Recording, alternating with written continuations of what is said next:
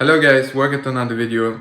So in this video I'm gonna explain like 10 reasons why you should stop hating Israel. I think like so many people comment like they hate Israel for super demonic reasons. So I'm gonna explain why you should like think before you start hating Israel. So right here I got my 10 points. We're gonna start with number 10. So this is not a ranking, this is.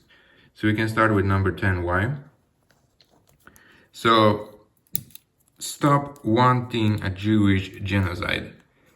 So I know like a lot of people who hate Israel, they want a Jewish genocide.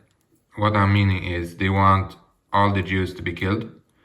This is one of the reasons you should stop hating Israel. And then we have number 9.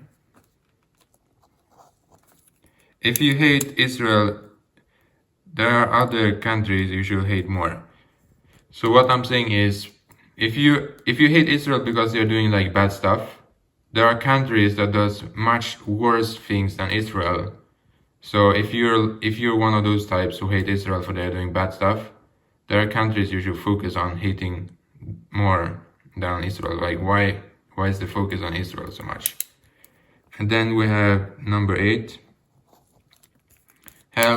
Helps other countries. So Israel is helping other countries. It's not just helping itself. It is helping other countries as well, which is good.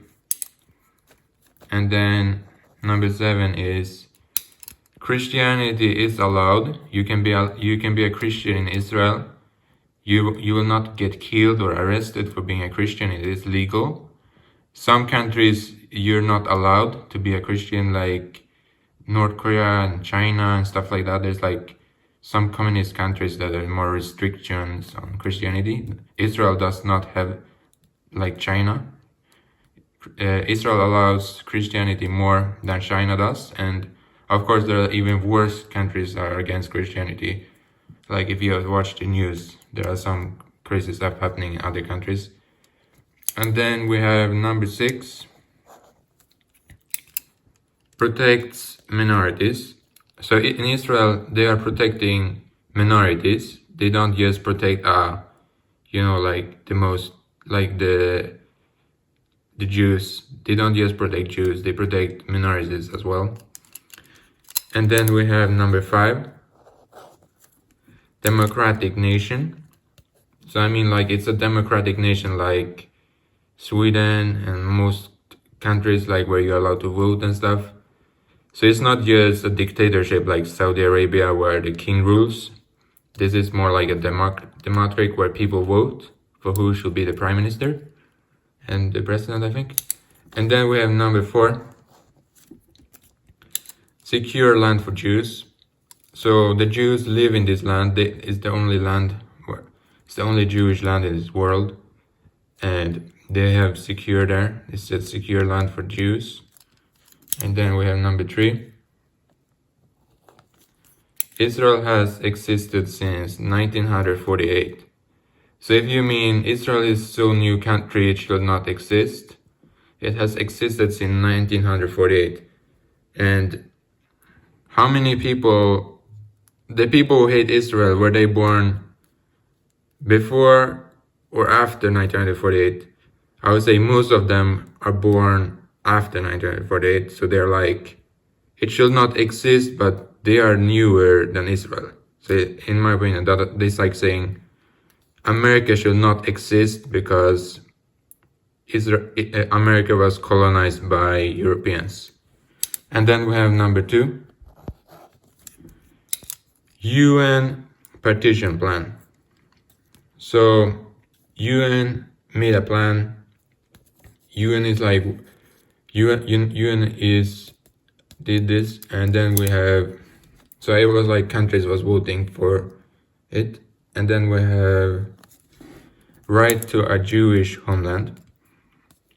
So Jews needs their homeland, right? After what's happening around the world. I mean, they hated Jews before they went to Israel.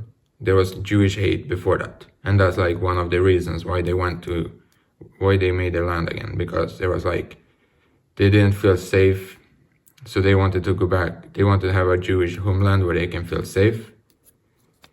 So this is why you should stop hating Israel. And if you don't agree, put it in the comments. Did you not agree on this one? Are you saying Israel is the worst country in the world and you will sooner live in Somalia or you will sooner live in North Korea? Then you should go to North Korea.